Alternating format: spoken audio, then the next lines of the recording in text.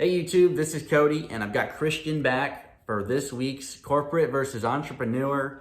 This week is a short video on a number one tip for squeezing time out of the equation from going where you're at to whatever you view success as, and it is burn the ships. What does that mean? So I'll come at this with the W-2 perspective. I started with a 9-to-5 college route. That's been this content of our last few videos is discussing the difference. What that allows is a certain safety net, which is great. It feels wonderful if stuff goes sideways while I still have my job. For me, I started with a duplex. I could afford to cover that mortgage if everything failed. The tenants left, I'm just losing that monthly income every month. I can afford to not lose the property. So property number two, same thing. It added about $1.5 to my expenses.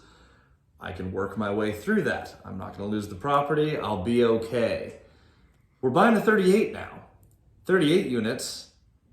Everyone leaves or stops paying. We lose about $12,000 a month.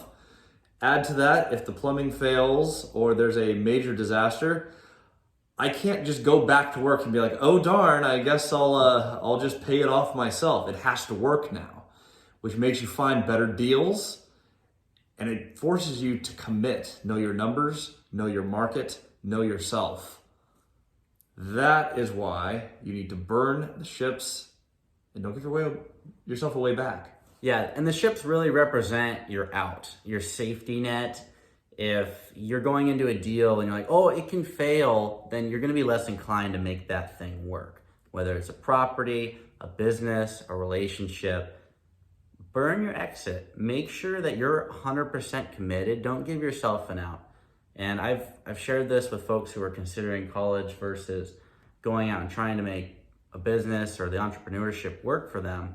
If you have a fallback of, oh, I can always go back to college or I can always go get a job, then you're gonna be in the mindset of, well, it doesn't have to work. My very first property, I could not cash flow. My mortgage was about $90,000 a year. And so I could not afford that because I had never made $90,000 a year.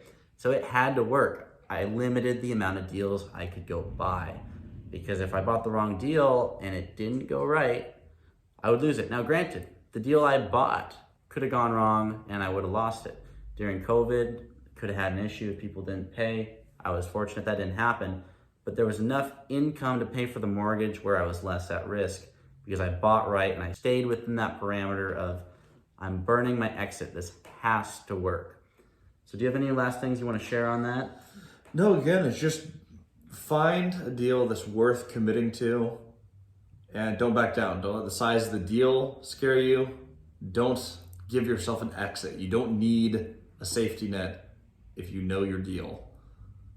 Alrighty, so that is this week's video of Corporate versus Entrepreneur. Let us know in the comments below what your thoughts are. If you've made it to the end of the video, let us know what market you're in, and we will personally help you find your first deal in that market. Till next time, it's today's video of Corporate versus Entrepreneur.